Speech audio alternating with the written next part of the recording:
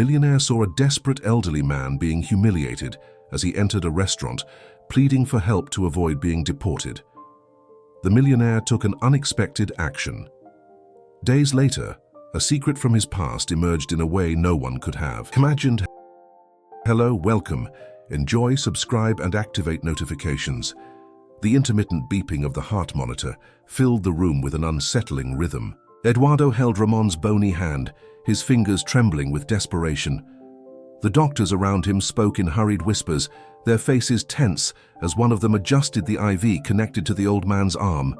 "You can't leave me now!" Eduardo's voice broke, his gaze fixed on Ramon's glassy eyes. "You have to hold on, please." Ramon tried to smile, but his lips barely curved. His breathing was fragile, a thread threatening to snap at any moment. "It's not your fault," he whispered with effort, each word striking Eduardo's chest like a blow. Eduardo shook his head, clenching his jaw. "No, don't say that. Not when I finally understood what you did for me." The beeps from the monitor began to stretch out. A doctor leaned over Ramon, trying to stabilize him. Eduardo felt a void forming in his stomach, a fear suffocating him. He leaned closer, bringing his face near Ramon's. "You saved me," he murmured, his voice breaking. "If it hadn't been for you, But Ramon was no longer listening. His eyes closed with absolute exhaustion, and his body seemed to sink into the bed. "No, don't go," the doctors intervened. The room filled with orders, hands pressing on his chest in a desperate attempt to bring him back. Eduardo stepped back, the echo of his own heartbeat roaring in his ears. His entire world narrowed to that instant, the uncertainty suspended between life and death. And then, the monitor let out a long, sharp tone. Time stopped. Eduardo felt something inside him break. Second later, the story faded into the past. Years earlier, the restaurant smelled of freshly baked bread and strong coffee. The voices of the customers formed a constant murmur, but an argument on the other side of the room cut through the warm atmosphere. "I told you not to come back if you can't pay." Eduardo, with his espresso cup in hand, turned his head. His gaze met that of a thin, hunched elderly man holding an empty plate with trembling hands. The restaurant manager pointed at him disdainfully. "Get out of here, old man." A shiver ran down Eduardo's spine. He didn't understand why, but his chest tightened with unusual urgency. There was something in the man's eyes that felt eerily familiar. "Stop!" Eduardo stood up, unaware that this moment would change his life forever. The restaurant fell silent as Eduardo approached the manager with firm steps. His dark eyes sparkled with indignation. "You can't kick him out like that," he said, pointing to the elderly man. "What kind of place is this?" The manager snorted, crossing his arms. "If he can't pay, he can't stay. This isn't a shelter. It's a business." The old man, trembling, tried to straighten himself. His clothes were worn and his weathered skin revealed the hardships of life on the streets. "I don't want any trouble, young man," he whispered, his voice broken by hunger and fatigue. "I was just hungry." Something about those words squeezed Eduardo's chest. Without thinking, he pulled out his wallet and took out some bills. "Whatever he ate, I'll pay for it. And add a coffee." The manager frowned but shrugged, taking the money and walking away. Muttering, Eduardo turned to the old man and smiled gently. "Come on, sit with me." The man hesitated but eventually sank into the chair Eduardo offered. His shadow-filled eyes rested on him with a mix of surprise and gratitude. "Thank you, son. It's been a long time since anyone treated me with kindness." "It's nothing," Eduardo replied, observing him closely. "What's your name?" The old man swallowed before answering. "Ramon. Ramon Castañeda." Eduardo felt a slight chill hearing that name. There was something familiar about it, something he couldn't quite place in his memory. "And what are you doing here, Don Ramon?" Ramon lowered his gaze, fiddling with the napkin between his worn fingers. "Let's just say life left me behind. I haven't had a fixed home for a long time, or legal documents. I just survive." Eduardo felt a pang in his stomach. A man of that age, abandoned to his fate with no one to help him. "I can help you," he said decisively. "I can find out what can be done to regularize your situation." Ramon looked up with contained emotion, as if hope were a feeling he had forgotten how to feel. Would you do that for me? Of course. Ramon smiled for the first time, and in that moment Eduardo felt that somehow this encounter wasn't a mere coincidence. Days later, Eduardo walked through the cold hallways of a government office, holding a folder with Ramon's documents. He had spent hours filling out forms and answering bureaucratic questions to find a way to help the old man. But something didn't add up. "Sir, I need you to check again," he insisted, placing his hands on the desk of the official. This man should have some record in the system. The employee, a man with thick glasses and a bored expression, sighed and typed again, on his computer. "As I told you, there are no recent records of a Ramon Castañeda. The oldest thing I found is from over 30 years ago. And then, nothing. It's as if he disappeared." Eduardo frowned. "And what does that record say?" The official squinted at the screen. "Accident on Federal Highway 45 in 1993. Reported as deceased." Eduardo's stomach churned. "That can't be. He's alive." The official shrugged. "Well, on paper, he doesn't exist." Eduardo left the office with his mind racing. He stopped on the sidewalk and took a deep breath, trying to organize his thoughts. How was it possible? Had Ramon been declared dead and no one corrected it? He decided the only way to get answers was to ask him directly. When he arrived at the small room he had gotten for Ramon, he found him sitting by the window, looking at the sunset with a distant expression. "Ramon," Eduardo said, closing the E. Diastro behind him. "I need you to tell me the truth." The old man slowly turned his head. "What are you talking about, son?" Eduardo placed the folder on the table and faced him. "I went to investigate your documents. According to the records, you died over 30 years ago." A long silence fell between them. Ramon closed his eyes, as if the weight he had carried on his shoulders had finally caught up with him. "I suppose it's time for you to know who I really am," he murmured in a grave voice. Eduardo felt a shiver run down his spine. Everything was about to change.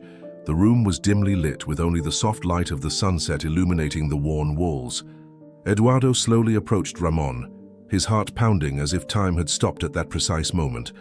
The old man sighed deeply before beginning to speak, as if each word freed him from a burden he had carried for years. "What I'm about to tell, Yuti, is something I've never told anyone, not even my family. But to you, Eduardo, I owe it to you." The young man remained silent, watching every move of Ramon's, every gesture marked by years of suffering. "In 1993, I was on Federal Highway 45. There was a child alone, unconscious in the middle of the road. The traffic was heavy, cars speeding by. No one stopped. No one, until I saw him." Eduardo moved closer, his breathing becoming more agitated. "A child?" he asked, his voice trembling. "What child?" Ramon closed his eyes and lowered his head, as if reliving the moment. "It was you, Eduardo. You were that child. You were hit by a car, and by some miracle you didn't die. I crawled to you, lifted you in my arms, and took you to the hospital, though I was completely exhausted. The doctors told me you wouldn't survive, but you fought. You survived. I saved you." Eduardo felt as if the ground had vanished beneath his feet. His mind spun, unable to process what he had just heard. "Me?" he asked, his voice breaking with astonishment. "But why didn't you tell me before?" Ramon smiled sadly. "Because you wouldn't remember. It was a secret I had to keep. No one could know. I was the man who saved your life, and you. I never knew, but now is the time for you to know." Eduardo sat across from him, his mind still clouded. Somehow fate had intertwined their lives without either of them knowing. "And now what am I supposed to do?" he asked, his voice heavy with emotion. Ramon looked at him intently, his eyes full of wisdom. "What you owe me, son, is your gratitude. And I don't mean a simple thank you. I mean that now that you know what I did for you, what you truly owe me is to save someone else, to find a way to give what I gave you. Hope." Eduardo felt a wave of warmth flood his chest. That sense of debt, of deep gratitude, overwhelmed him. "I'll do it," he promised with unwavering determination. "I'll do it." That night, Eduardo couldn't sleep. Ramon's revelation kept spinning in his mind. He couldn't stop thinking about how fate had intertwined their lives. How the man he had met by pure chance had saved him years ago. The weight of gratitude suffocated him, and he didn't know how to begin repaying a debt he hadn't asked for, but now felt deeply. The next day, as he walked through the city streets, Eduardo found himself looking around differently. Everything seemed to have new meaning. The people, the unfamiliar faces passing by, seemed closer, more human. The world was full of lives that, like his, could be saved, transformed. He decided to return to Ramon's house. When he arrived, he found him sitting in the same chair by the window, looking at the gray sky. Unlike the first time, his face didn't show its usual sadness, but a strange calm, as if the internal storm that had accompanied him for so long was finally subsiding. "Ramon," Eduardo said firmly, approaching the old man, "I've thought about what you said, and I know what I must do." Ramon slowly raised his gaze, as if expecting something more than what Eduardo had said so far. "What will you do, son? I want to help you, not just with the paperwork. I want you to know that your sacrifice wasn't in vain. I won't let you be forgotten. I won't let you continue feeling invisible to the world." Ramon remained silent, watching as Eduardo spoke with a passion he hadn't seen before. Finally, the old man nodded slowly. "You too have a noble heart, Eduardo. But be careful.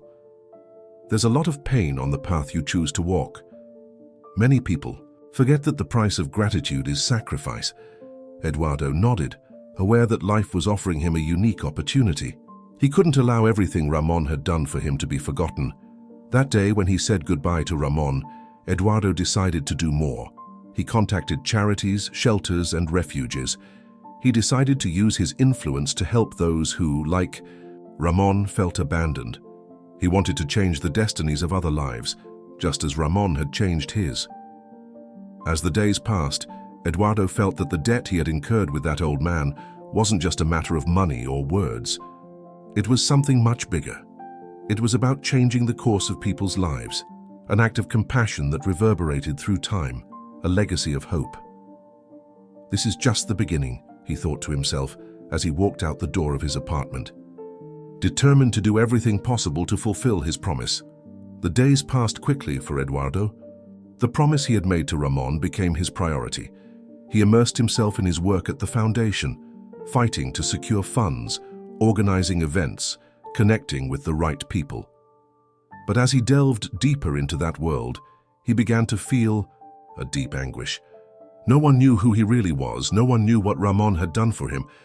The story of that sacrifice was hidden in the shadows, and Eduardo more than ever wanted to bring it to light. One afternoon, while preparing a speech to raise more money, Eduardo received an unexpected call. "Eduardo," said a familiar voice, on the other end of the line. "It's Carlos, the journalist. Remember when you told me about your savior story? I think I found something you might want to know." Eduardo tensed upon hearing those words. "What did you find?" Carlos paused, as if gathering his thoughts. "It's about the accident on Highway 45. It seems it wasn't a common accident. Ramon Castañeda didn't just save you, Eduardo. He was involved in something much bigger. In that accident, in that moment, he wasn't just rescuing a child. According to sources, he was fleeing from something or someone." Eduardo felt a knot in his stomach. "What did that mean? What do you mean by something bigger?" he asked, his voice barely audible. Carlos breathed deeply before continuing. "According to the documents I found, Ramon witnessed something related to organized crime on that same highway. Some people tried to stop him, to silence him, but he managed to escape, with your life in his hands. No one knows exactly why he was there, but his story is more complicated than it seems." Eduardo felt a mix of fear and fascination. Ramon wasn't just a savior, but also a central figure in a story of dangers he had never imagined. That night, determined to uncover the truth, Eduardo returned to Ramon's house. Upon entering, he found him there, as always, in his chair by the window. The atmosphere in the room felt different, heavier, as if something weighty floated in the air. "Ramon, what's going on?" Eduardo asked, a mix of concern and confusion in his voice. There's more to your story, isn't there? Something you haven't told me. Ramon looked at him, his eyes full of wisdom and sadness. It's true, son, I didn't tell you because I thought you shouldn't know. But now, it seems fate is demanding that everything comes to light. What I did for you was more than a simple act of compassion. It was a sacrifice that tied me to this dark past, of which you, without knowing it, are also a part. Eduardo sat across from him, fear and curiosity growing in his chest. He knew this was the final piece needed to understand. The whole story, tell me, Ramon, tell me the truth. The old man took a deep breath and began recounting what he had been hiding for so long, as the shadows of his past finally came to light. The room filled with tense silence as Ramon took a breath. Eduardo waited anxiously, feeling the weight of uncertainty fall on him like a heavy blanket. Every word from Ramon seemed like a piece of a puzzle that was finally starting to fit together. I'll tell you everything, Eduardo, Ramon said, his voice grave and measured. I wasn't just a man who saved you by chance. Many years ago, before the accident, I was involved in something much more dangerous. I was working as a messenger for a criminal group. I didn't want to be there, but circumstances pushed me into it.